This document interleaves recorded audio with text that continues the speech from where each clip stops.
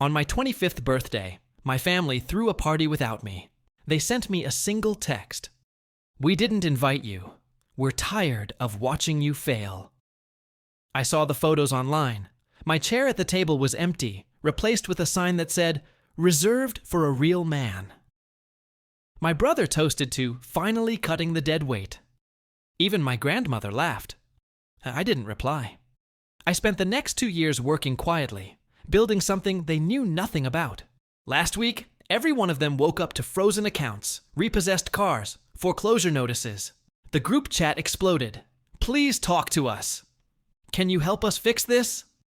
My brother: "We were wrong about you." I just smiled and turned off my phone. "You've been nothing but a drain on us, Mark." My father's voice shook the walls, the veins in his neck straining. "We've given you every chance," my brother added, leaning back like he was the judge and jury. My mother crossed her arms, eyes cold.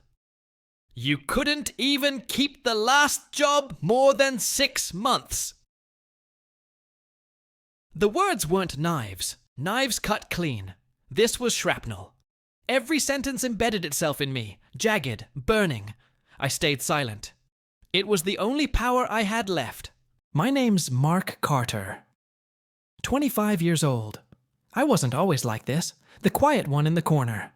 I used to think if I just worked harder, they'd see me. But the truth is, some people only see what they want. That night, in my parents' living room, I felt the weight of years pressing on me. My stomach was hollow, my chest tight, not from fear, but from knowing I had nothing left to say that would matter to them. Richard Carter, 63. My father, retired police officer, believes in earning your place, but his definition never included me. Linda Carter, 60. My mother, the keeper of appearances, who measured love in accomplishments she could brag about. James Carter, 32. My brother, the success story, regional bank manager, the golden child who never let me forget it. Grandma Evelyn, 82. My father's mother, sharp-tongued and unapologetic, with a laugh that could slice skin. I didn't notice the betrayal until the small things began to fray. A declined card at the grocery store, an unfamiliar bank notification, a letter stamped urgent. When I checked my credit score, it had dropped 200 points overnight. That's the kind of freefall you feel in your stomach before your mind catches up. A $45,000 loan.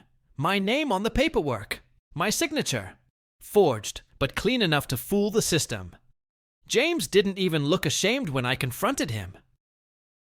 "We had to," he said, leaning against the fridge like it was a casual conversation. "You weren't using your credit for anything useful." I stared at him, the hum of the refrigerator suddenly deafening. "You stole from me," I said quietly. My voice didn't shake, it sharpened. From the couch, my mother didn't even look up from folding laundry. "Don't be dramatic," she said. "It's for family. You'll thank us one day." In that moment, I realized something brutal. To them, my future was theirs to spend. The walls of that house seemed to shrink with every word they threw at me. "You can't even pay rent on time," James shot back when I refused to take on his monthly payment. "I lost my apartment because of you." I snapped. Dad stepped forward, the old authority in his posture. "Don't twist it. Be a man. Take responsibility. Be a man." Those words were a loaded gun they'd been pointing at me my whole life. A demand to swallow my pride, my pain, and my self-respect, all to keep their image intact. The air in the room was heavy, almost metallic. My hands itched to throw something, but I didn't. Instead, I felt the first spark of something dangerous. Resolve. 3 years earlier, 2:04 a.m. My phone lit up. James's name. His voice was thick with alcohol and panic. He'd wrapped his car around a tree after a work party. Airbags out. Front bumper gone. I drove an hour in the rain, headlights cutting through the darkness like blades. When I found him, he was shivering against the guardrail, not from cold, but from fear. I put my jacket on him, called the tow truck, and when the cops showed, I told them I'd been driving. I paid the impound fee with my last paycheck, missed work, got fired. At Christmas, they told the story like it was a hilarious Mark moment. Everyone laughed. No one mentioned that James had been so drunk he didn't remember the crash at all. After the loan, I vanished from their radar. No dramatic goodbye, just a quiet exit, like smoke slipping out of a burning room. For a year, I lived on the edge. Night shifts at a warehouse, sleeping in a rented room that smelled of mildew, eating dollar store noodles. But I was learning. Online courses in business credit repair, asset recovery, debt law. I studied the same system they'd used to trap me. And then I started buying debts. Small at first, then bigger. 2 months ago, I found something interesting. James's actual debt portfolio.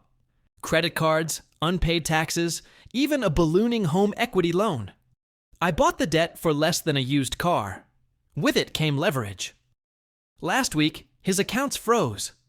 Yesterday, the bank called my parents about their mortgage default. Grandma's reverse mortgage? The balloon payment was due. Everything I did was legal. Just numbers moving through the same cold machinery they once used to suffocate me. The family group chat exploded.